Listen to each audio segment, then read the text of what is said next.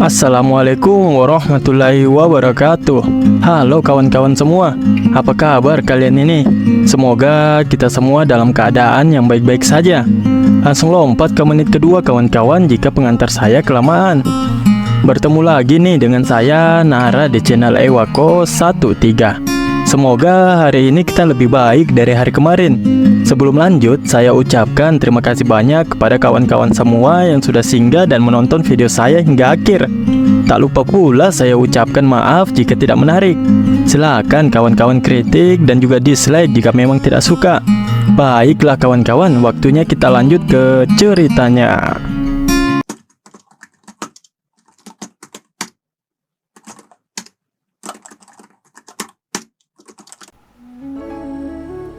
Apa-apaan kau ini bocah? Kenapa kau mengganggu terus? Ucap Damho yang begitu jengkel pada Jinbo. Aku hanya memastikan semua kebutuhanmu terpenuhi, ucap Jinbo. Aku tidak butuh apa-apa, tapi aku punya sesuatu untuk ditanyakan. Jinbo lalu bertanya apa yang Damho ingin tanyakan. Apakah kamu tahu tentang Magio? Sudah berapa lama Magio menghilang? Tanya Damho. Jinbo hanya terdiam dan membisu mendengar pertanyaan dari Damho. Ia benar-benar tidak tahu apa yang harus dia katakan. Aku ayah anak ini, Bang Wu Guang, ucap si ayah yang mendatangi mereka berdua. Sudah 30 tahun sepengetahuanku, ucap si ayah menjawab pertanyaan Damho sebelumnya. Pantas saja si Jinbo diam membantu kawan-kawan. Dia aja belum lahir pada waktu itu. Ini akan menjadi 32 tahun tepatnya, lanjut Koki Bang menjelaskan pada Damho. Tentu Damho begitu terkejut mengetahui bahwa dirinya sudah terjebak selama 12 tahun di kandang setan itu. Dia pikir dia hanya terjebak selama 5 atau 6 tahun. Kalau begitu, aku pasti tepat berusia 30 tahun sekarang. Aku tidak percaya, aku menghabiskan tahun-tahun emas 20-anku di kandang itu, gumam Damho. Dia lalu tersenyum lebar dan tertawa. Itu mungkin karena dia telah menghabiskan 12 tahun sendirian. Atau mungkin karena dia telah mempelajari seni jahat yang ada di ruang bawah tanah 10.000 kejahatan. Mulutnya terbuka lebar dan energi membunuh yang mengerikan mengalir keluar dari tubuhnya. Aura membunuh yang begitu kuat tidak hanya membuat para anggota Rumah Perak mengalir menjadi begitu tertekan. Bahkan kuda-kuda di sana pun seketika menjadi liar dan tak bisa dikendalikan. Damho terus saja tertawa yang membuat energi atau aura jahatnya keluar tanpa terkendali. Tawa itu mungkin baru saja merobek tubuhku, ucap Cungo. Tuanku, tolong tenangkan dirimu. Hyung, ucap ayah dan anak itu mencoba menenangkan Damho. Bukannya menjadi tenang, Damho malah mengeluarkan lebih banyak energi jahat dari tubuhnya. Bahkan itu hanya sebuah helaan nafas dari dirinya. Tentu saja yang paling merasakan kesakitan dan siksaan yang diakibatkan oleh energi dari Damho yang keluar tanpa dikendalikan adalah Koki Bang dan juga Jinbo yang berada paling dekat dengan Damho. Orang-orang itu benar-benar sudah merasakan kesakitan dan tak bisa menahan tekanan yang begitu mengerikan. Mereka merasa bahwa tubuh mereka akan segera meledak. Kepala Following Silver berkata siapa yang bertanggung jawab untuk ini. Oh Kyo, sepertinya kamu membawa iblis ke sini, ucapnya pada Okyo. Jadi namanya yang benar adalah Okyo ya kawan-kawan, bukan Yupio. Itu merupakan energi batin yang begitu menakutkan, ucap Oki. Kepala Rumah Perak yang mengalir juga beranggapan bahwa mereka telah menemui ajal mereka. Semua orang yang tidak terpelajar dalam seni bela diri akan mati. Mereka harus menghentikan Damho secepatnya. Jinbo, hentikan dia entah bagaimanapun caranya, atau kita semua akan mati, teriaknya pada Jinbo. Hyung, tolonglah berhenti, ucap Jinbo begitu pula dengan ayahnya yang memohon agar Damho mau segera menghentikan energinya yang keluar. Hingga pada akhirnya, Damho pun kembali mengendalikan dan menarik auranya yang membuat semua orang begitu tertekan dan tersiksa. Dia lalu turun dari gerobak itu dan berjalan menghampiri kepala Rumah Perak yang mengalir. Tentu saja itu membuat kepala rumah perak yang mengalir ketakutan. Kenapa? Kenapa dia datang ke sini? Tanyanya sembari langsung berlindung di belakang Oki.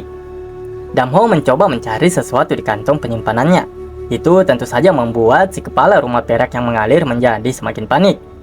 Dan sesaat kemudian, Damho langsung menjulurkan tangannya yang memegang batu kuarsa tepat di depan wajah si kepala rumah perak yang mengalir. Ekspresi dari si kepala rumah perak yang mengalir itu menjadi semakin terkejut. Namun kali ini bukan karena panik ataupun ketakutan. Ini bukan batu biasa. Ini batu kuarsa, ucap kepala rumah perak yang mengalir. Damho bertanya, bisakah kamu menjaganya untukku? Bukan hanya si kepala rumah perak yang mengalir yang begitu terkejut. Para bawahannya juga memiliki ekspresi yang sama terkejutnya. Biarkan aku menyentuh dan melihatnya, ucap kepala rumah perak yang mengalir. Dia lalu bergumam, ini sungguhan. Aku tidak akan mampu membelinya dengan uangku. Jika aku membawanya ke Jungwon, akan ada banyak orang kaya yang bersedia membayarnya 10.000 keping emas untuk batu ini. Setiap orang kaya sangat ingin memiliki batu kuarsa ini. Hahaha, aku bisa membunuhnya dan mengambil kuarsanya, gumamnya yang sejenak terlintas pikiran licik. Akan tetapi dia kemudian tersadar dari pikirannya dan mengatakan bahwa itu tidak akan mungkin. Panik sendiri dia kawan-kawan. Dia tidak bisa mengontrol dirinya dan langsung berteriak. Saya akan memberitahu Anda dengan jujur. Anda bisa mendapatkan lebih dari 30.000 nyang emas untuk ini. Apa? 30.000 nyang emas? Ucap Damho. Kepala rumah perak yang mengalir mengiyakannya. Setidaknya itulah yang paling sedikit yang bisa Damho dapatkan. Nara pikir tadi Damho akan senang ya kawan-kawan. Ternyata Damho mengatakan kalau itu sangat sedikit. Kepala rumah perak yang mengalir lalu mengatakan kalau Damho bertemu pembeli yang tepat, dia bahkan bisa mendapatkan harga 100.000 nyang emas. Kalau begitu, bisakah kamu menjaga dan menjualkannya? Tanya Damho kepada kepala rumah perak yang mengalir. Saya harus membawanya ke Junwon. Dengan begitu, saya bisa mendapatkan harga terbaik di sana, ucap kepala rumah perak yang mengalir. Namun Damho menolak dan menawarkan bagaimana kalau dia saja yang membelinya. Tawaran itu tentu saja membuatnya sedikit terkejut. Meskipun saya ingin memiliki batu itu, saya khawatir saya hanya memiliki 10.000 nyang emas saat ini. Saya mungkin seorang pedagang yang murahan, akan tetapi saya juga masih memiliki hati nurani, ucap kepala rumah perak yang mengalir menolak untuk membeli batu itu karena dia hanya memiliki 10.000 nyang emas. Damho tidak mempermasalahkan jumlah uang yang disebutkan tadi. Aku akan memberikannya kepadamu untuk 10.000 nyang emas, ucap Damho. Benarkah? Ucap kepala rumah perak yang mengalir itu dengan begitu senang mendengar ucapan Damho. Aku melihatmu sebagai seorang malaikat dan bukan iblis, gumamnya di dalam benaknya. Begitu ya kawan-kawan, coba tadi dia tetap pada niat liciknya. Pasti tidak akan mendapatkan keuntungan besar. Aku bisa berpergian dengan nyaman berkat rumah perak yang mengalir. Jadi ini bukan masalah besar, ucap Damho. Kepala rumah perak yang mengalir kemudian menyuruh Damho untuk beristirahat dan akan menyiapkannya makanan. Dia lalu menyuruh Jinbo untuk membuatkan makanan untuk Damho. Damho berkata bahwa mereka sebenarnya tidak perlu sampai repot begitu. Terlihat Jinbo yang mengantarkan makanan kepada Damho yang sudah duduk di sana. Dia tampaknya buruk dalam matematika setelah menghabiskan begitu banyak waktu di gua itu dan sekarang dia bisa makan gratis, ucap Oki. Kepala rumah perak yang mengalir lalu menyuruhnya untuk diam dan berhenti mengoceh jika dia masih ingin hidup. Aku sudah menaruh beberapa babi goreng di atas nasi. Itu disiapkan dalam gaya Sichuan. Jadi berhati-hatilah dengan bumbunya. Aku membuatnya sendiri loh. Jadi maaf kalau kurang enak, ucap Jinbo. Damho kemudian mencoba makanan itu. Terlihat jelas wajah dari Damho yang seakan-akan ingin nangis. Lucu sih lihat wajah Damho kayak gini. Damho hanya bergumam di dalam benaknya mengatakan kalau ini adalah makanan panas pertamanya setelah 12 tahun. Jinbo bertanya bagaimana dengan makanannya itu. Apakah itu tidak enak? Tanyanya pada Damho. Tidak, ini sangatlah enak, jawab Damho yang tersenyum. Hele, kalau mau nangis, nangis saja Damho. Hahaha. Kepala rumah perak yang mengalir lalu memberikan semua uangnya dan juga sebuah cek yang dapat sangat dipercaya di seluruh Jungwon. Dia memberikan masing-masing 6 lembar 1000 nyang cek dan 30 lembar 100 nyang cek. Sementara sisanya 1000 nyang ada dalam bentuk koin perak. Dia juga menyuruh Damho menghitungnya kembali untuk memastikan jumlahnya. Akan tetapi Damho menolak dan mengatakan jika itu tidak perlu. Damho lalu berniat mengucapkan selamat tinggal kepada mereka semua. Karena menurutnya, jika dia tetap ikut dengan kelompok rumah perak yang mengalir, itu hanya akan menimbulkan masalah dan membuat banyak orang yang menderita. Damho bertanya, di mana desa terdekat dari tempat mereka saat ini? Ada kota Turpan. Jika Anda pergi sedikit lebih jauh ke arah utara, jawab kepala rumah perak yang mengalir. Damho juga bertanya, apakah dia bisa membeli seekor kuda di kota itu? Ada pasar ternak di pinggiran. Anda dapat membelinya di sana. Anda akan diterima dengan baik jika Anda memberitahu mereka bahwa Anda datang atas rekomendasi rumah perak yang mengalir.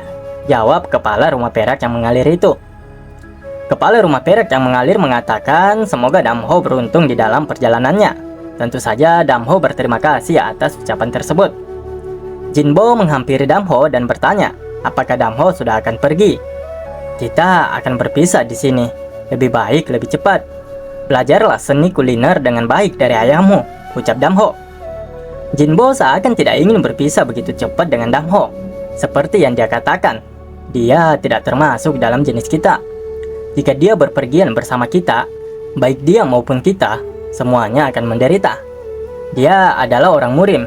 Tidak ada sesuatu yang baik yang bisa keluar dari pencampuran dengan mereka. Kamu sendiri tahu betapa brutalnya mereka, bukan? Bahkan ibumu, ucap Koki Bang yang mencoba menjelaskan dan memberikan pengertian kepada anaknya mengapa Damho memilih untuk berpisah secepat mungkin. Beberapa waktu kemudian, Damho juga telah tiba di kota Turpan. Dia langsung memilih sebuah penginapan yang tidak ada seorang pun di sana. Menurutnya itu adalah tempat yang bagus. Damho lalu masuk ke penginapan itu dan membuat si penjaga penginapan menjadi ketakutan. Memang aura dari Damho ini terlalu negatif ya kawan-kawan akibat dari teknik kultivasi Magyo. Tanpa basa-basi, Damho langsung memesan satu ruangan. Si penjaga yang melihat koin perak di tangan Damho langsung sumringah dan mengucapkan selamat datang. Berapa lama kamu akan tinggal? Kurasa kamu juga perlu makan untuk saat ini, tanya si penjaga. 2 hari, jawab Damho ala kadarnya. Penjaga itu lalu membawa Damho ke kamarnya dan menjelaskan setiap fasilitas yang bisa dinikmati oleh Damho, termasuk sebuah bak mandi untuk berendam.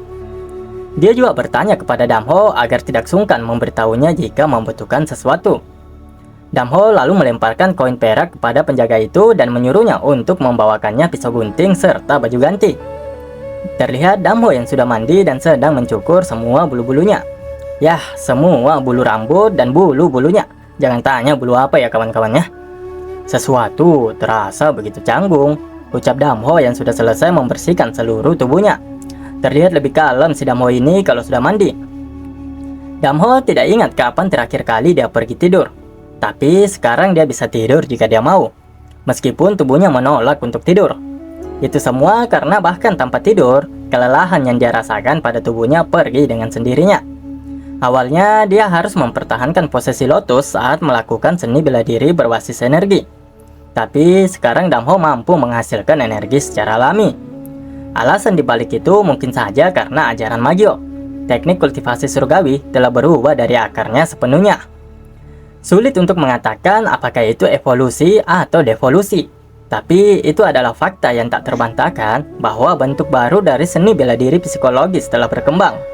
Damho menyebutnya seni bela diri hati gelap. Dia menamakannya demikian karena telah terlahir dari kegelapan.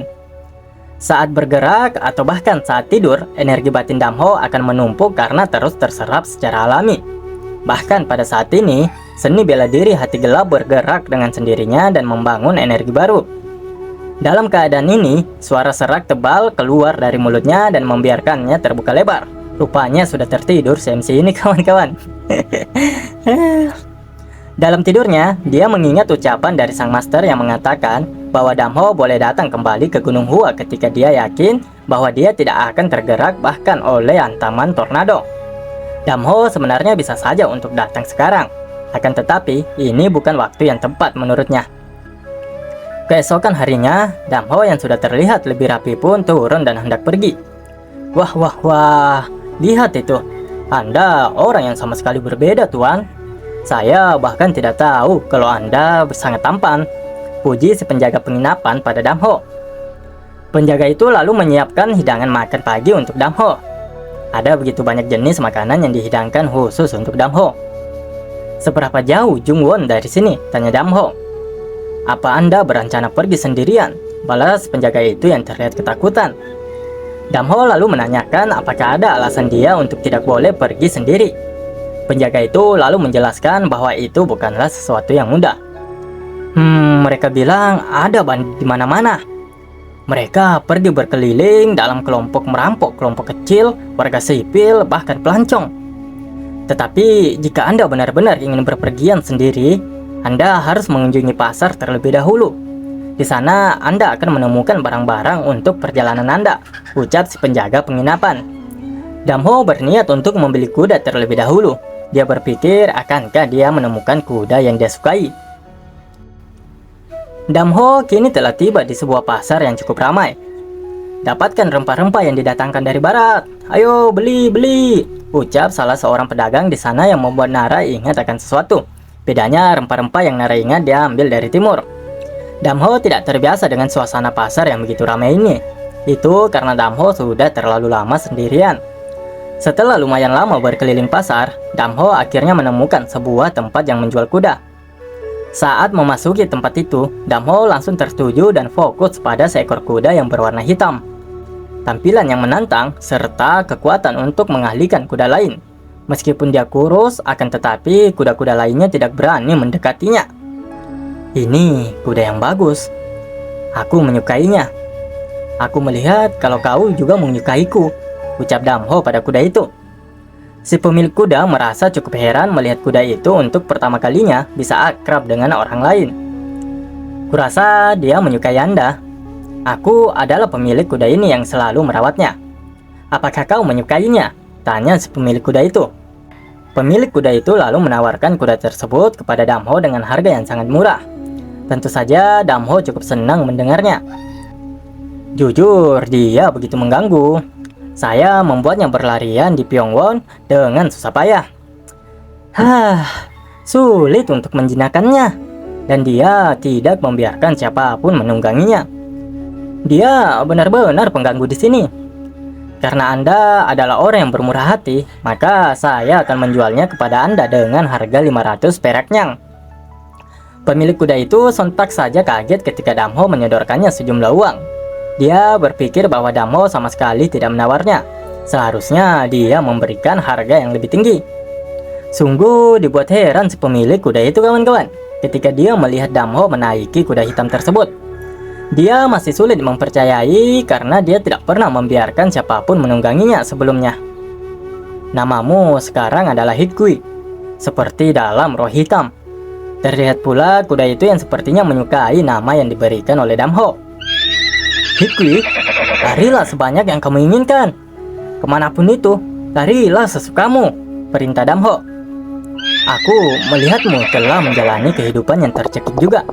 Tapi sekarang kau sudah bebas sama sepertiku, Hikui. Setelah perjalanan yang entah berapa jauh itu, Damho lalu singgah di sebuah jalan yang sepertinya berada di pinggiran hutan. Dia berhenti karena mencium aroma darah yang begitu pekat. Dan ketika dia mencari tahu asal dari bau darah tersebut, betapa kagetnya dia ketika melihat kelompok rumah perak yang mengalir yang sudah dibantai. Itu adalah para pedagang dari rumah perak yang mengalir. Duga yang ditimbulkan kepada mereka membuat mereka tidak ada yang bisa mati di tempat. Orang-orang itu, mereka bermain dengan para korban. Mungkinkah itu ulah para bandit? Gumam Damho. Dia lalu berjalan dan mengecek satu persatu korban yang mungkin saja masih ada yang selamat. Dan benar saja, dia menemukan satu orang yang masih hidup. Ini, dia adalah Bang Wukong. Hai, lihat ke sini Bang Wukong. Bangun, bangunlah, Bang Wukong.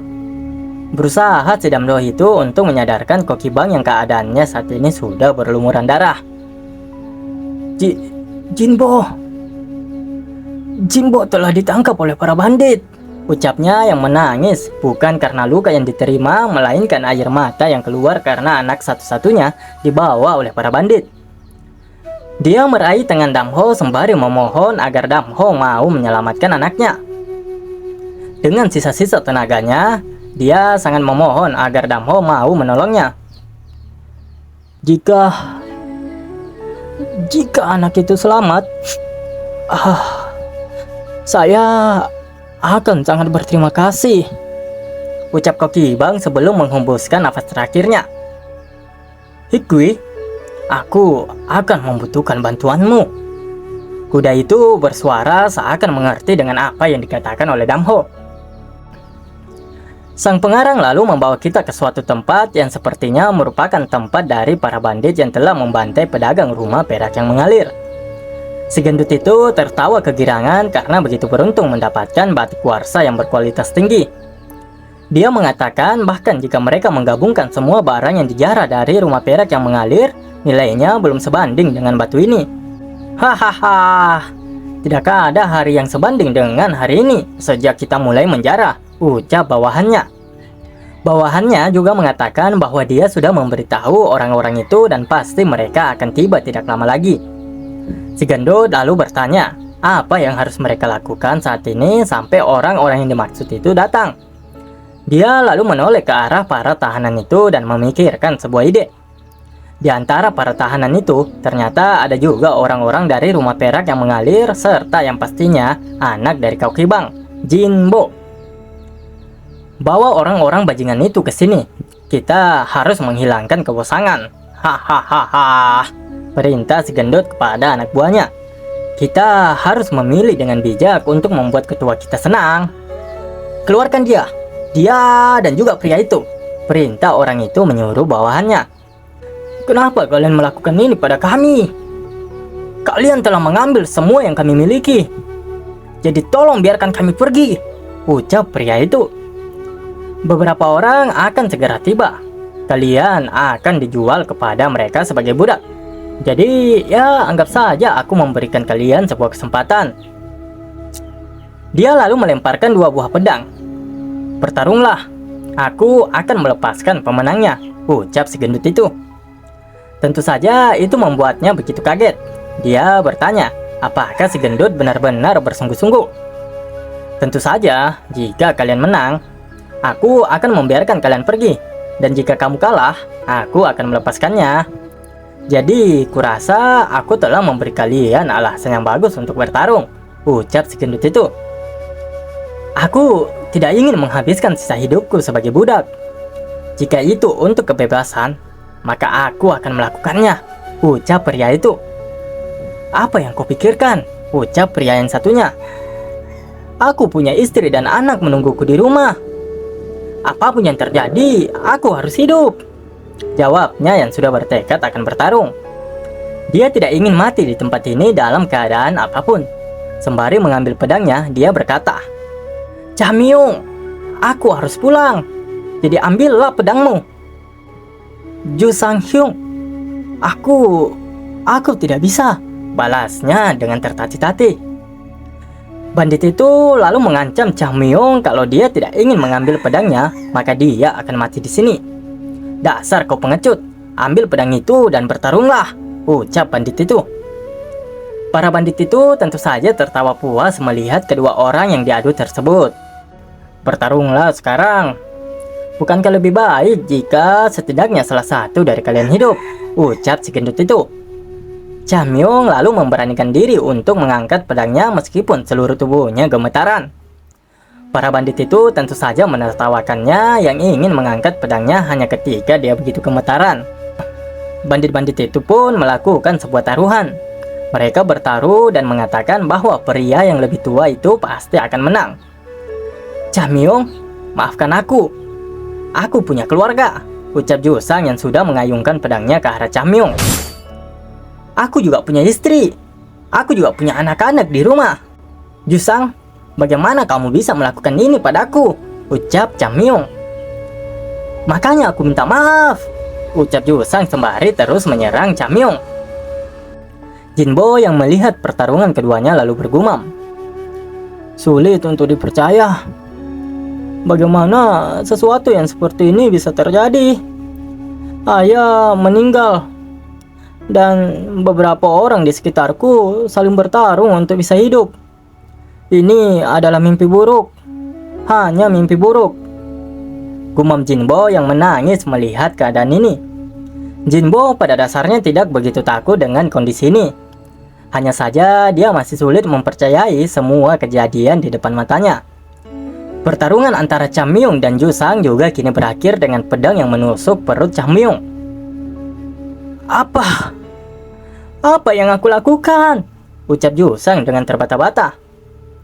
Jinbo yang sekali lagi melihat kematian orang yang dia kenal di depan matanya hanya bisa tertunduk dan menangis. Ini bukan mimpi buruk. Ini neraka, ucap Jinbo. Jusang juga tak kalah histerisnya berteriak dan menangis setelah membunuh Chamyong. Dia berteriak memohon maaf karena telah membunuhnya. Hahaha, lihat kan, aku sudah mengatakan bahwa orang yang lebih tua yang akan memenangkan pertarungan ini, ucap bandit itu. Akan tetapi, si gendut itu masih belum tidak puas dan mengatakan bahwa ini terlalu membosankan. Bawahannya lalu berkata untuk tidak khawatir. Dia akan mendapatkan beberapa orang yang lebih baik kali ini. Bandit itu lalu memilah-milih siapa orang selanjutnya yang akan dia bawa keluar. Para tahanan itu tentu saja memberontak dan memohon agar mereka dibebaskan. Sialan, aku tidak ingin melakukan sesuatu seperti itu hanya untuk hidup, ucap mereka. Bandit itu masih mencari siapa yang akan dia tarik selanjutnya. Dia kini berhenti tepat di hadapan Jinbo. Oto-san, tolong, ucap Jinbo yang hanya bisa memejamkan matanya saat ini. Ngomong-ngomong kawan-kawan, ada yang tahu nggak Oto-san itu apa sih? Jawab di kolom komentar ya, biar jadi tambahan pengetahuan kita semua. Untuk penutupan Nara tidak akan berlama-lama. Intinya, Nara ucapin terima kasih banyak untuk kawan-kawan semua sudah support Nara dan memberikan masukan serta kritikannya. Maaf atas segala kekurangan serta kesalahan yang disengaja maupun tidak disengaja. Saya Nara, Ewako 13. Wassalamualaikum warahmatullahi wabarakatuh.